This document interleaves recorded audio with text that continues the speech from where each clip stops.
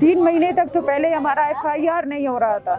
FIR करवाने के लिए मुझे बहुत ज़्यादा ख्वारी करनी पड़ी। बीइंग फीमेल, आप खुद जानते हैं बलोच सोसाइटी के अंदर एक खातून का किसी भी पुलिस स्टेशन में जाना बैठना कैसा होता है। और आप यकीन करें, कोई 6 घंटे बैठने के बाद उन्होंने मुझे ज़बरदस्ती उस FIR के ऊपर साइन करवाया कि आपका बच्चा नामालूम तौर पे अगवा हुआ है। मैंने अलल ऐलान कमीशन के अंदर, इससे पहले फजलुर रहमान साहब होते थे, उनके सामने ये कहा कि हमें बाकायदा अरेस्ट किया जाता है। आया ये स्टेट की जिम्मेदारी नहीं है कि उस बच्चे को ढूंढा जाए? पाकिस्तान का कॉन्स्टिट्यूशन खुद ये कह रहा है कि ये इलीगल है। According to their own constitution वो इन्फोर्स डिसर्बेंसेस ना करता। आप इंटरनेशनल जितने भी ह्यूमन राइट्स के हवाले से ट्रीटीज़ है, ह्यूमन राइट्स डिक्लेरेशन है, आप उन चीज़ों को छोड़ दें।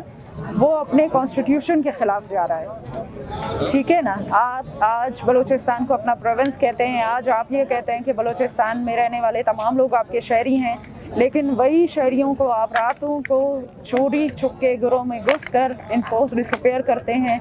तो इट्स मीन कि वो आपको एक खुला मैसेज दे रहा है कि वो आपको शहरी समझ ही नहीं रहा। पिछले 3 सालों से मेरा भाई जो कि गोल्ड मेडलिस्ट है फिजिकल एजुकेशन में, मेरा भतीजा सजाद अली जो कि इस 25 जुलाई को 3 साल हो जाएंगे, उसके इन्फोर्स डिसअपीयरेंसेस को हमें कुछ भी नहीं पता उनके बारे में। हमने इन 3 सालों में ना कोई ईद मनाई, ना कोई शौबरात सेलिब्रेट किया, ना हमने गर्मियाँ भी हमारी रो रो के गुजर रही हैं और सर्दियाँ भी। आप जब सर्दी में टटर रहे होते हैं उस वक्त मेरी वालदा जो है ना हीटर ऑफ कर देती हैं कि मुझे नहीं पता मेरे बच्चे किस साल में होंगे। जहाँ आप गर्मी में AC में बैठ के या किसी ठंडे मशरूबात से लुत्फानंदोज़ हो रहते हैं, वहाँ मेरी पूरी की पूरी फैमिली जो है ना आंसू बहा रही होती है कि हमें नहीं पता आया हमारे उन बच्चों को एक गर्म पानी का गिलास भी मौसर होगा कि जिसे वो पी सकें। तो बेसिकली ये आप ये एक तरीके से समझ लें कि इन्फोर्स डिसअपीयरेंसेस एक कलेक्टिव पेन है, पनिशमेंट है फॉर द इंटायर फैमिली। और आप इसके ज़रिए पूरी सोसाइटी को ये मैसेज दे रहे हैं कि बीइंग बलोच आप इस चीज़ के लिए किसी भी लेवल पे जाके सब्जेक्ट हो सकते हैं। और आप कोई कमीशन, कोई GIT, कोई हाई कोर्ट, कोई नहीं बैठा होगा। मेरे अपने दोनों केसेस हाई कोर्ट में भी लगे हुए हैं, कमीशन में भी लगे हुए हैं। और मैंने अलल ऐलान कमीशन के अंदर, इससे पहले फजलुर रहमान साहब होते थे, उनके सामने ये कहा कि हमें बाकायदा अरेस्ट किया जाता है। अरेस्ट इन अ सेंस कि आप बार बार फैमिली से यही सवाल कर रहे होते हैं कि आप मुझे बच्चे का वेयर अबाउट बताएं। आप मुझे ये बताएं, एक बच्चे को आप गन पॉइंट पे घर से उठा के ले जाते हैं, उसका मैं कैसे बता सकती हूँ आपको बीइंग सिस्टर कि वो बच्चा कहाँ है।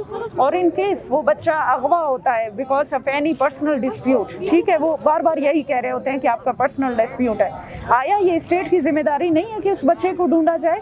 आया ये इस स्टेट की जिम्मेदारी नहीं बनती कि उस पर्सनल डिस्प्यूट के अंदर वो आपका शहरी है, वो आपका टैक्स पेयर है, वो आपके ID कार्ड के साथ गया है, वो आपका मनी यूज़ कर रहा है? It's mean we are part of you.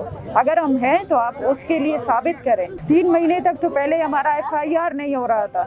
FIR करवाने के लिए मुझे बहुत ज़्यादा ख्वारी करनी पड़ी। बीइंग फीमेल, आप खुद जानते हैं बलोच सोसाइटी के अंदर एक खातून का किसी भी पुलिस स्टेशन में जाना बैठना कैसा होता है। उसके बावजूद मैं डेली बेसिस पे 5-5 घंटे मैंने पुलिस स्टेशन में गुजारे। मेरे भाई का तकरीबन कोई 3.5 महीने के बाद उन्होंने FIR लिया, लेकिन जैसे ही मेरे भतीजे का अबडक्शन हुआ, अबडक्शन के बाद उन्होंने इनकार किया कि हम FIR नहीं लेंगे।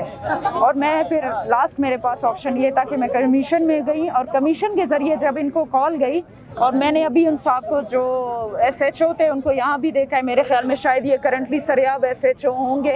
और आप यकीन करें, कोई 6 घंटे बैठने के बाद उन्होंने मुझे ज़बरदस्ती उस FIR के ऊपर साइन करवाया कि आपका बच्चा नामालूम तौर पे अगवा हुआ है। हालांकि हम सब जानते हैं कि ये नामालूम अब नामालूम नहीं रहे, एवरीवन नोस दैम। आपको भी मालूम है बीइंग मीडिया पर्सनल, और मुझे भी पता है कि पिछले 6-7 दिनों से रोड बंद है।